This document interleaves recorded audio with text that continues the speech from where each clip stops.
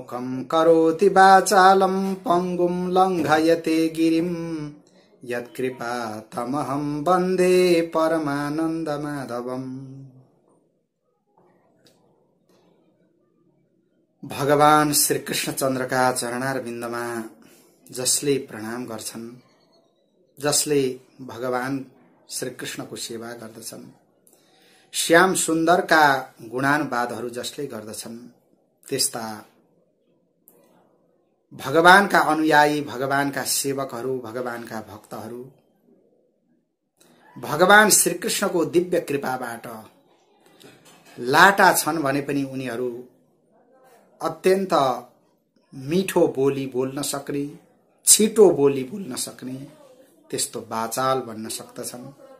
त्यसैगरी भगवान श्री कृष्णको दिव्य कृपा भयो भने लंगडाहरूले पनि सजिलैसँग पर्वतलाई नाग्न सक्दछन्, पर्वत आरोहण गर्न सक्दछन्, पर्वतका शिखरमा उनीहरू पुग्न सक्दछन्।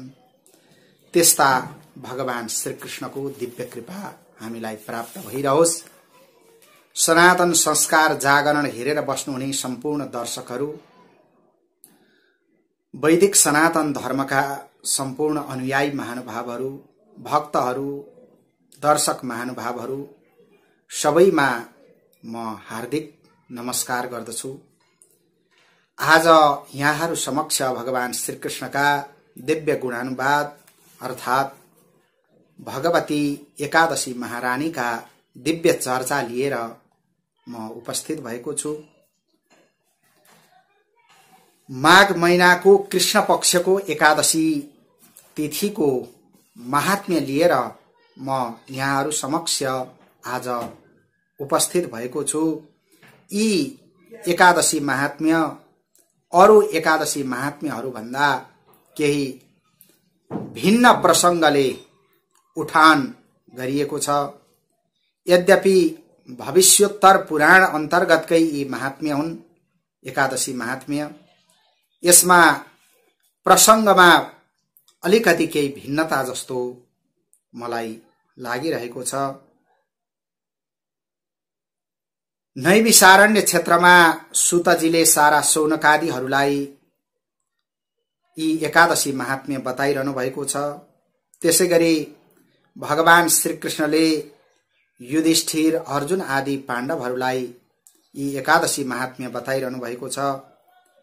त्यसैगरी भगवान ब्रह्माजीले देवर्षि नारदजीलाई एकादशीको महात्म्य बताउनु भएको छ। आजको प्रसंगमा पुलस्त्य महर्षिले दालभ्य नाम गरेको ऋषिलाई यी एकादशी महात्म्य बताउनु भएका प्रसंग यहाँ उल्लेख भएका छन्। दालभ्य महर्षि पुलस्त्य महर्षिसँग प्रार्थना गर्दै भन्नुहुन्छ, मर्त्य लोके तु सम्प्राप्ता पापम कुर्वन्ति जन्तवः ब्रह्म हत्यादि पापैश्च ह्यन्यैश्च विविधैर्युताः परद्रव्यापहाराश्च परव्यसन मोहिताः कथं न यान्ति नरकान् ब्रह्मन् तद्ब्रूहि तत्त्वतः। दालभ्य महर्षि पुलस्त्यसँग प्रार्थना गर्नुहुन्छ, हे ऋषिवर, हे ब्राह्मण, मर्त्य लोकमा जन्मेका प्राणीहरू विभिन्न किसिमका पाप गर्दछन्। उनीहरू कोही जानेर पाप गर्दछन्, कोही नजानेर पाप गर्दछन्। विभिन्न किसिमका पापले युक्त भइरहेका छन् मर्त्य मण्डलका प्राणीहरू, मनुष्यहरू। विशेष गरी ब्रह्म हत्या आदि गरिएका पापले उनीहरू नाना प्रकारका दुःखहरू भोगिरहन्छन्।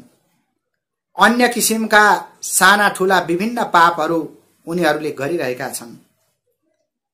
अरूको धन हरण गर्ने, जग्गा जमिन हरण गर्ने, अरूको धनमाथि लोभ गर्ने, दुर्व्यसनमा लागिरहने, यस्ता किसिमका पापहरू गरेर सारा प्राणीहरू, मनुष्यहरू नरकमा गएर उनीहरू जाकिरहेका छन्।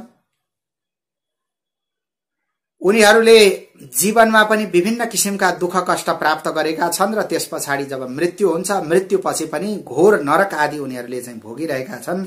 त्यसकारणले गर्दाखेरि हे ब्राह्मण, हे ऋषिवर, हजुरले यस्तो किसिमको यथार्थ वर्णन गर्नु पर्यो जुन कार्य गर्दाखेरि, जुन उपाय गर्दाखेरि त्यस्ता पापी मनुष्यहरूले पनि नरकको ढोकामा जानु नपरोस्, नरकको दर्शन उनीहरूले गर्नु नपरोस्।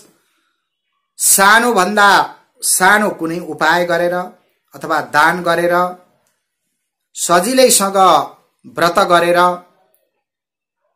कुन त्यस्तो उपायद्वारा त्यस्तो घोर नरकलाई निवारण गर्न सकिन्छ, ती सारा पापहरू शान्त हुन सक्छन्, त्यो कुरा म आज जान्न चाहन्छु।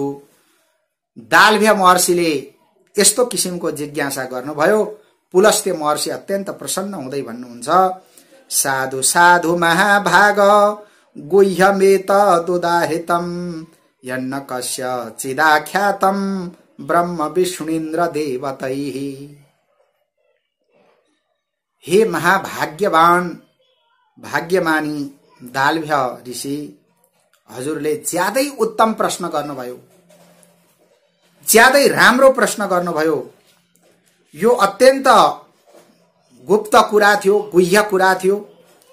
जुन गुह्य कुरा जान्नका लागि यहाँले सोध्नु भएको छ, वास्तवमा भगवान ब्रह्माजी हुनुभयो, भगवान विष्णु हुनुभयो, इन्द्र आदि देवताले पनि यस्तो किसिमको गोप्य रहस्यको बारेमा सोध्नु भएको थिएन। आज यहाँले मलाई मसँग सोध्नु भयो। हे द्विजोत्तम, हे ब्राह्मण श्रेष्ठ, हजुरले सोध्नु भएको त्यो गुप्त कुरो म अवश्य पनि बताउँदछु। माघ महिना लागिसकेपछि सम्पूर्ण प्राणीहरूले विभिन्न पवित्र स्थानमा गएर नुहाई धुवाई गर्नुपर्दछ, शुद्ध हुनुपर्दछ, जितेन्द्रिय हुनुपर्दछ अथवा इन्द्रियहरूलाई जितेर संयमी बन्नुपर्दछ। काम, क्रोध, अभिमान इत्यादि सारा घमण्ड, डाह, लोभ यी सम्पूर्ण कुराहरूलाई त्याग्नु पर्दछ। अत्यन्त पवित्र भएर हात पाउहरू सारा पवित्र गराएर, हृदय पनि पवित्र गराएर, सबैभन्दा पहिले भगवानको उपासना गर्न चाहने, भगवान श्रीकृष्णको दर्शन गर्न चाहने, भगवान श्रीकृष्णको कृपा प्राप्त गर्न चाहने संयमी त्यस्ता मनुष्यले भुइँमा नझर्दैको गोबर ल्याएर त्यसमा तिलहरू छरेर, कपासहरू त्यसमा मिसाएर डल्ला बनाउनु पर्दछ र ती डल्लाहरू 108 वटा बनाउनु पर्दछ। यसमा अरू कुनै किसिमको विचार गर्नु पर्दैन। र जब माघ महिना लाग्दछ, माघ महिनाको आरम्भमा नै कृष्ण पक्षको सुरुदेखि नै यसरी व्रत नियमको प्रारम्भ गर्नुपर्दछ, व्रत नियम सुरु गर्नुपर्दछ। व्रत नियम सुरु गर्ने बेलामा जुन पौष महिनाकै शुक्ल पक्षमा पुत्रदा एकादशी छन्, पुत्रदा एकादशीको व्रत पनि धारण गर्नुपर्दछ। र त्यो पुत्रदा एकादशी पछि प्रारम्भ हुने जुन माघ महिना छन्, माघ महिनामा सारा व्रतहरूको पालना गर्नुपर्दछ। त्यसको विधि पनि म यहाँलाई बताउँदछु। हे दालभ्य महर्षि, पुलस्त्य महर्षि बताउनुहुन्छ, यसरी अत्यन्त पवित्र हुने, नुहाई धुवाई गर्ने, श्रद्धा भक्तिपूर्वक देव देव भगवान, भगवान श्रीकृष्णको, भगवान गदाधरको, भगवान नारायणको पूजा गर्ने। पूजा गर्दाखेरि, पूजामा बस्दाखेरि कुनै किसिमका हाच्छिउहरू आयो, खोकीहरू लाग्यो भने पनि आचमन गर्नुपर्दछ। भगवान श्रीकृष्णका नाम ग्रहण गर्नुपर्दछ र रात्रिका समयमा जागराम गर्नुपर्दछ। र रात्रिका समयमा जागराम गर्दाखेरि रात्रिकै समयमा रातमा नै ती 108 वटा डल्लाले हवन पनि गर्ने। भगवान जसले शंख, चक्र, गदा, पद्म धारण गर्नुभएको छ, त्यस्ता देवताहरूका पनि देवता हुनुभएका भगवान नारायण साक्षात भगवान श्रीकृष्णको पूजा गर्नुपर्दछ। पूजा गर्दाखेरि विभिन्न किसिमका पूजाका सामग्रीहरूद्वारा भगवानको पूजा गर्न सकिन्छ। श्रीखण्ड, चन्दन भए, त्यसैगरी सेता सुगन्धित फूलहरू, कुमकुमहरू, कपूर यी सारा वस्तुहरूद्वारा, त्यसैगरी विभिन्न किसिमका चिनीहरू हालेर बनाइएका नैवेद्यहरू पनि भगवानलाई अर्पण गर्न सकिन्छ। बारम्बार श्रीकृष्ण श्रीकृष्ण, श्री राधे कृष्ण, श्री राधे कृष्ण भन्ने यस्ता दिव्य नामहरूको जप गर्ने, नामहरूको संकीर्तन गर्ने, कोभिन्डो, नरिवल अथवा बिमिरो अथवा ती नपाए सुपारी नै भए पनि ती फल राखेर बनाइएको अर्घ्य पात्रमा पञ्चामृत राखेर भगवान जनार्दन श्रीकृष्णलाई पूजा गरेर भगवान श्रीकृष्णलाई अर्घ्य प्रदान गर्नुपर्दछ। पूर्व फर्केर भगवान श्रीकृष्णलाई अर्घ्य दिनुपर्दछ।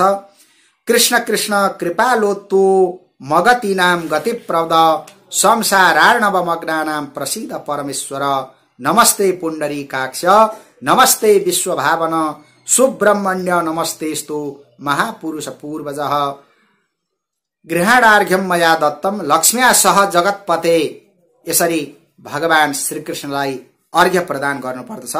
पूर्वतिर मुख फर्काएर हे कृष्ण, हे भगवान, हे दयालु श्याम सुन्दर, अगति परेकालाई पनि सद्गति प्रदान गर्न सक्ने हे कृपालु भगवान श्रीकृष्ण, हे परमेश्वर, संसार रूपी समुद्रमा डुबेका मनुष्यहरूमाथि हजुर सदा प्रसन्न रहनुहोस्।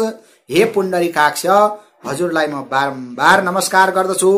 हे विश्वभावन, हे श्याम सुन्दर, हजुरलाई म नमस्कार गर्दछु।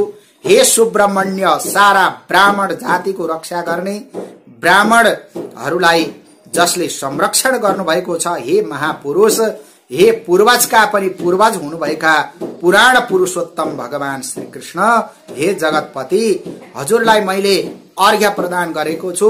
रुक्मिणीले शहीद भएर, भगवती महालक्ष्मीले शहीद भएर हजुरले यो अर्घ्य ग्रहण गर्नुहोस् भनेर यसरी भगवान श्रीकृष्णलाई, भगवान नारायणलाई अर्घ्य समर्पण गर्नुपर्दछ। फेरि छाता, जुत्ता, वस्त्र इत्यादिद्वारा ब्राह्मणहरूको पूजा गर्नुपर्दछ। जल भरिएको घडा दान गर्नुपर्दछ। हात जोडेर भगवान श्रीकृष्णसँग प्रार्थना गर्नुपर्दछ, हे भगवान, हे श्याम सुन्दर, हे श्रीकृष्ण, मेरा उपर हजुर सधैँ प्रसन्न रहनुहोस् हे भगवान भनेर यसरी प्रार्थना गर्ने। भगवानको पनि शक्ति छ भने कोइलो वर्ण भएकी गाई दान गर्नुपर्दछ, दुध दिने गाई, यसरी दान गर्न सकिन्छ। त्यसै गरी भन्नुहुन्छ पुलस्त्य महर्षि, हे द्विज श्रेष्ठ, हे धालभ्या ऋषि, त्यही दानका अवसरमा अत्यन्त चलाक र उदार मानिसले तिलले भरिएको पात्र पनि दान गर्नुपर्दछ।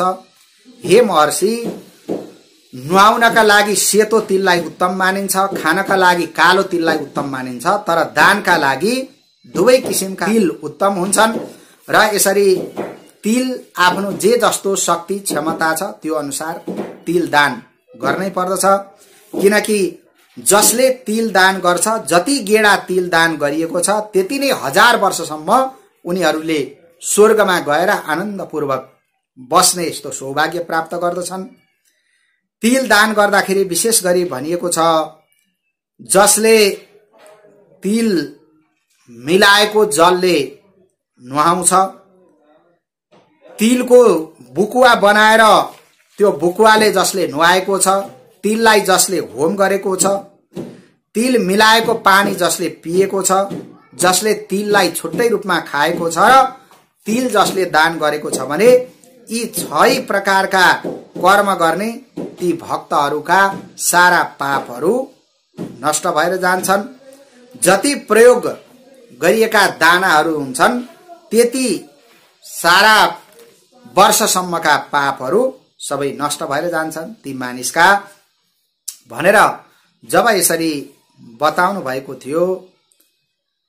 पुलस्त्य महर्षि भन्नुहुन्छ, यही प्रसंग जब भगवान श्रीकृष्णबाट देवर्षि नारदजीले सुन्नु भएको थियो, देवर्षि नारदजीले भगवान श्रीकृष्णसँग प्रार्थना गर्नुभयो, कृष्ण कृष्ण महाबाहो नमस्ते भक्त भावन षट्तिलै एकादशी भूतम कीदृशं फलमश्नुते सोपाख्यानम मम ब्रूहि यदि तुष्टोसि यादव।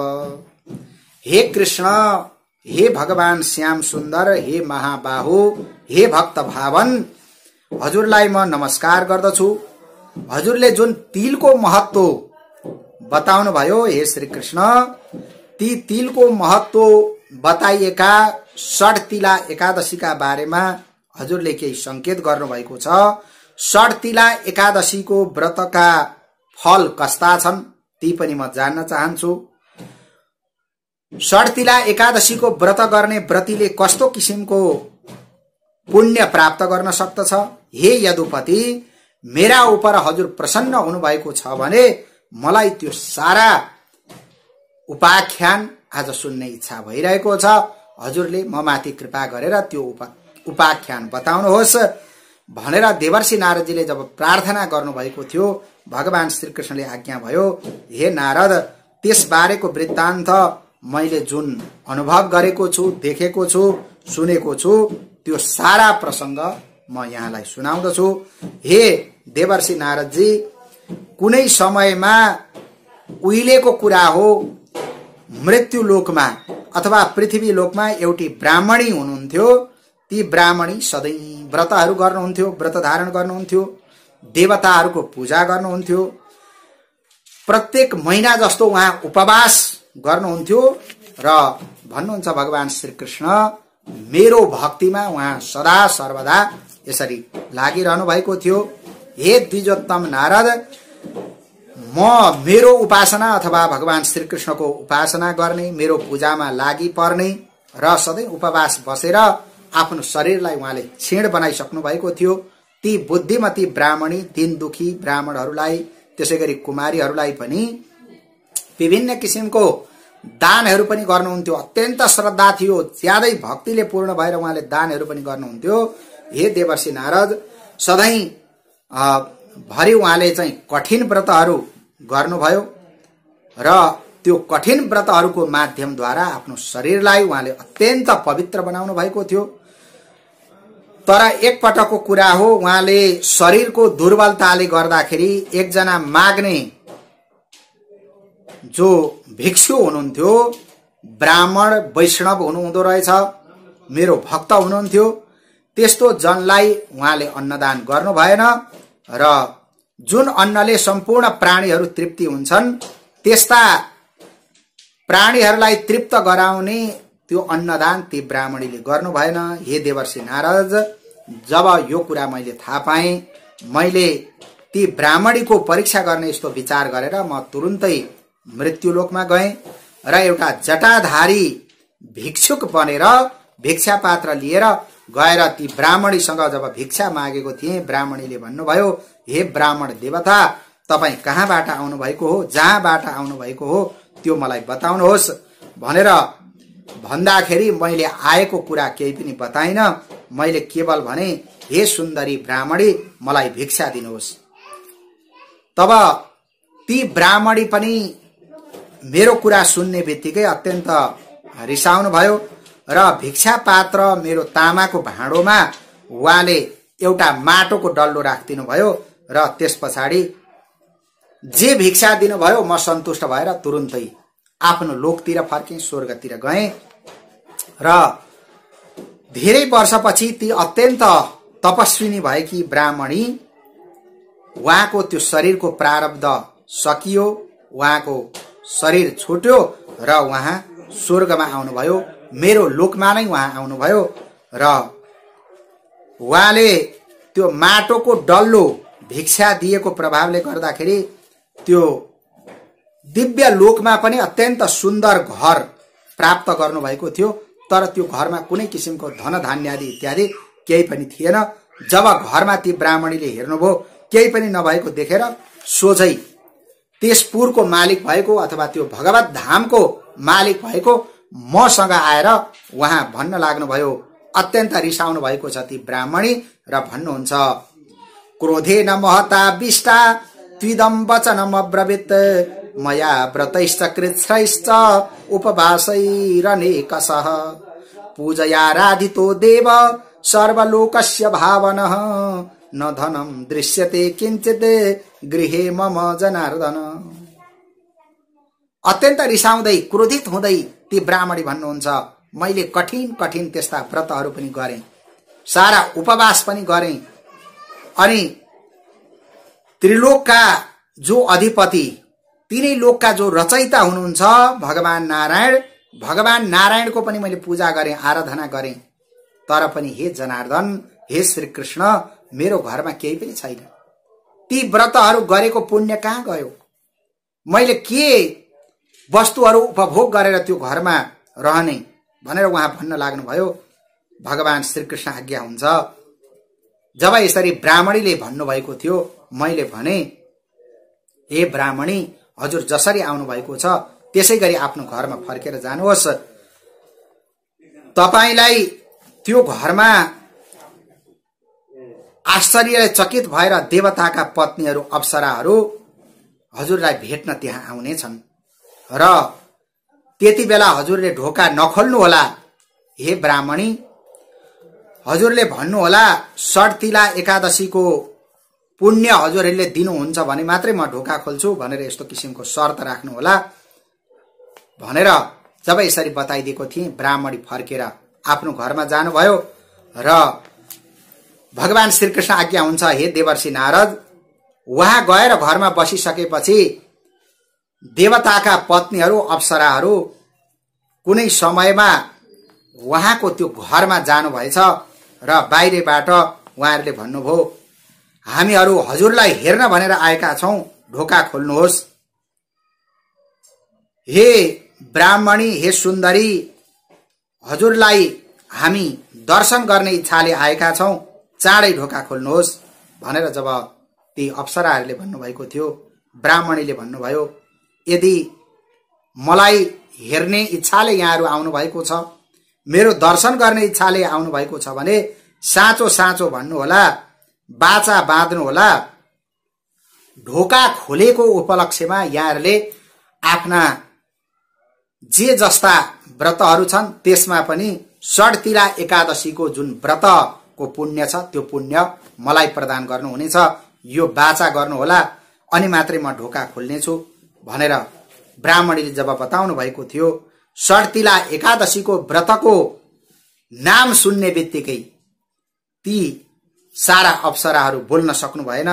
एउटी अप्सराले विचार गर्नुभयो, हे मानुषी, हे ब्राह्मणी, हजुरलाई म हेर्छु र म षट्तिला एकादशीको पुण्य पनि म हजुरलाई प्रदान गर्नेछु, अवश्य पनि ढोका खोल्नुहोस् भनेर ती एउटी अप्सराले जब बाचा गर्नुभएको थियो, त्यस पछाडि ब्राह्मणीले जब ढोका खोल्नुभयो, अत्यन्त सुन्दरी हुनुहुन्थ्यो ब्राह्मणी।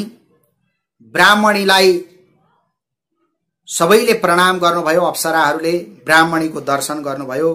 ज्यादै सुन्दर हुनुहुन्थ्यो ब्राह्मणी। उहाँ कुनै देवी जस्ती पनि हुनुहुन्नथ्यो, त्यसैगरी कुनै गन्धर्वी जस्ती पनि हुनुहुन्नथ्यो, कुनै दानवकी दानवी जस्ती पनि हुनुहुन्नथ्यो, कुनै नागकन्या पन्नगी जस्ती पनि हुनुहुन्नथ्यो।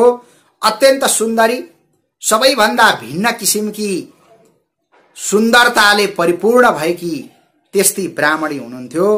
भगवान श्रीकृष्ण आज्ञा हुन्छ, हे देवर्षि नारदजी, जब मैले ती ब्राह्मणीलाई देखेकी थिएँ म पनि आश्चर्यचकित भएको थिएँ। यस्तो दिव्य सौन्दर्यले परिपूर्ण भएकी, सबैभन्दा भिन्न भएकी ती ब्राह्मणी हुनुभयो र एकैछिनमा अधिक रूप कान्तिले परिपूर्ण हुनुभयो ब्राह्मणी।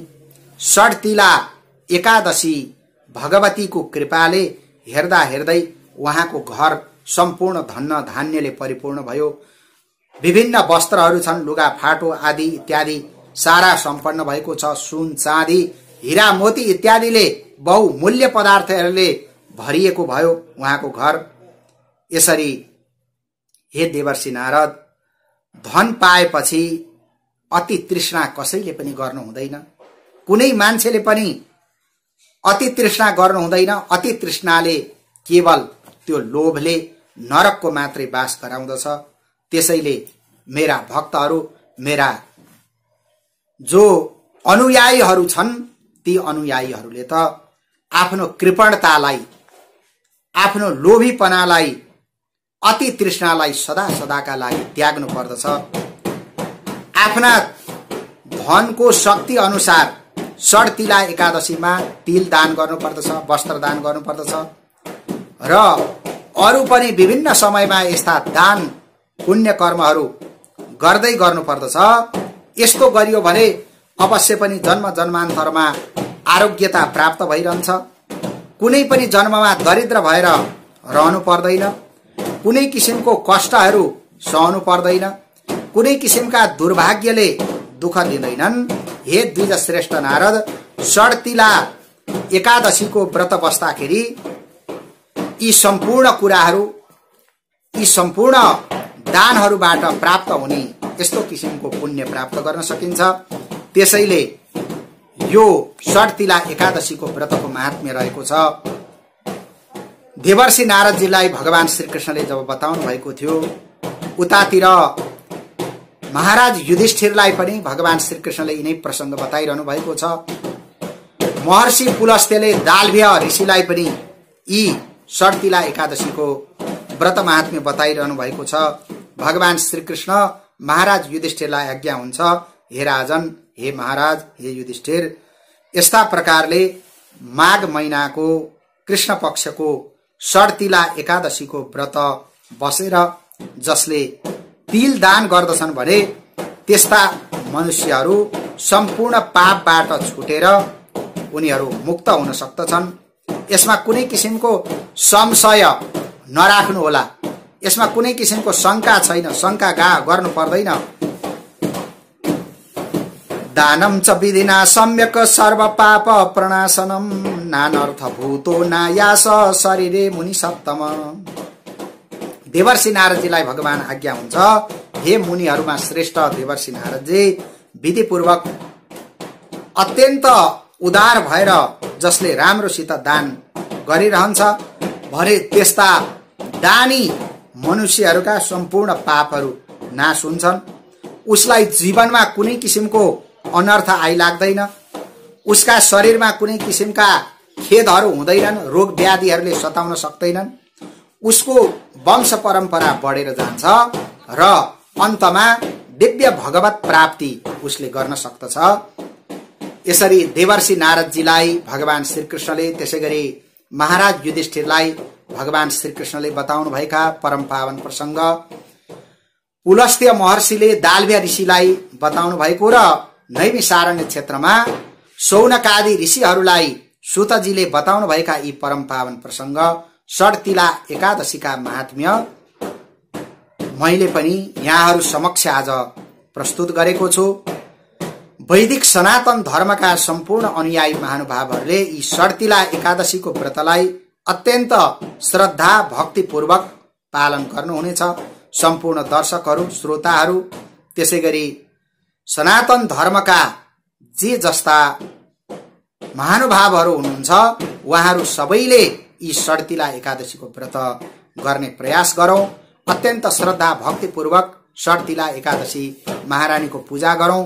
भगवान श्रीकृष्णका गुणानुवादहरू गर्दै अत्यन्त पावन यी षड्तिला एकादशीको व्रत हामी पनि लियौं भन्ने यही आग्रह सम्पूर्ण दर्शक श्रोता सबै समक्ष गर्दै मेरा यी वाणीहरू भगवान श्रीकृष्णका चरणारविन्दमा समर्पण गर्दछु। ओम नमो भगवते वासुदेवाय। ओम श्री षड्तिला एकादश्यै नमः।